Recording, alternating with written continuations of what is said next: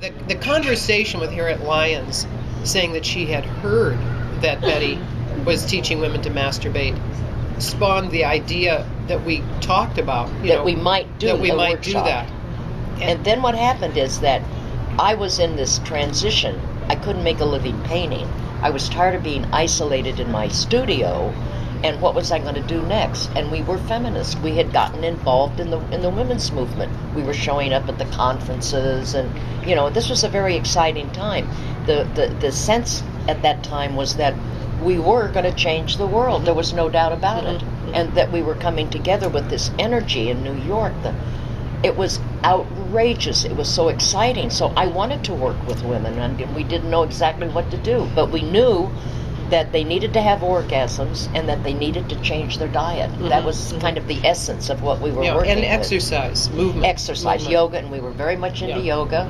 And so the workshop was a combination of health, sex, yoga, martial arts, and massage. Massage, kind of the touching. And of course, we figured out they had to look at their pussies because no one was looking at them. And it was like each group was different actually because we were experimenting. And how I see that, how it happened was that the women designed the workshop. We were throwing out all these different possibilities. And remember when I did the vomiting in the bathroom, the women fled. Didn't catch on. And shit. And I went, I guess I've gone too far. And Sheila leans over and she says, Betty, it's the matriarch. That was the sign. But the other thing is that as each group of women came in, they had their own needs. It's just like when I have students in colon hydrotherapy and they come in from all different backgrounds, all different needs, all different levels of experience. So they, in a sense, design the training. I have a format, but it really gets, the emphasis is placed on where their needs are. Yes. So that's really, I think, why that thing was more of an open and flowing thing. You have a format, but as the women came in, they had different needs. And that was that thing when we started off. We went around the circle, and each woman spoke. We would spend almost a whole day. Yeah, that was big. Yeah. And we listened to what they were saying. That's right. And then the workshop designed itself, but it didn't get its design.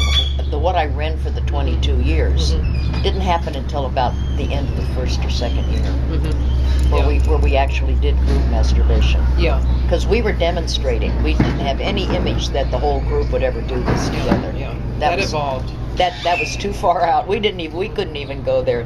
But the day that it happened, I said, this is my recall. I said, I have a fantasy that a group of women will get together and sit in a circle like this, and we'll all have an orgasm together, and it'll be simultaneous, and the whole building will levitate, and the orgasm energy will, the people in the washroom downstairs will start having sexual feelings, and the doorman will start masturbating.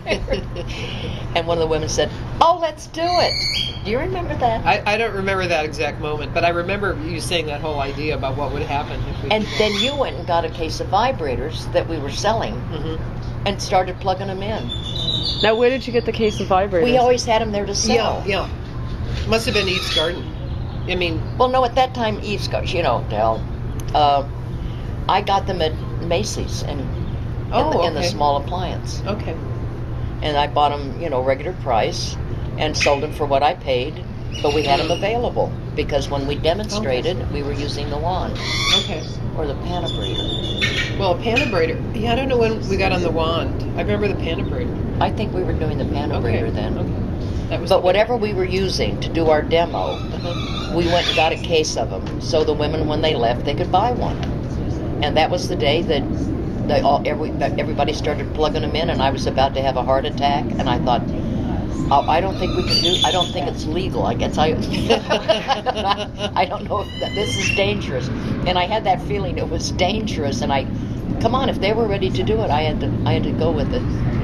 Now, what have both of you learned from doing the workshops about female sexuality? Like, what did you think but looking back on it, you went, like you can see patterns in behavior. You know what I mean? To see all of these women come in and talk about their orgasm and their body image and masturbate. Is there any reflections? We're no better off today than we were then.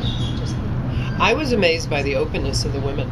You know, there were the numbers of women that would call and come in. You know, that would blow my mind. And we had lawyers, doctors, advertising executives, housewives, mothers. Corporate people. You know, there were corporate women that came, all different, you know, levels. Women from the suburbs, women from the corporations in New York City. The most radical ones were the housewives from New Jersey.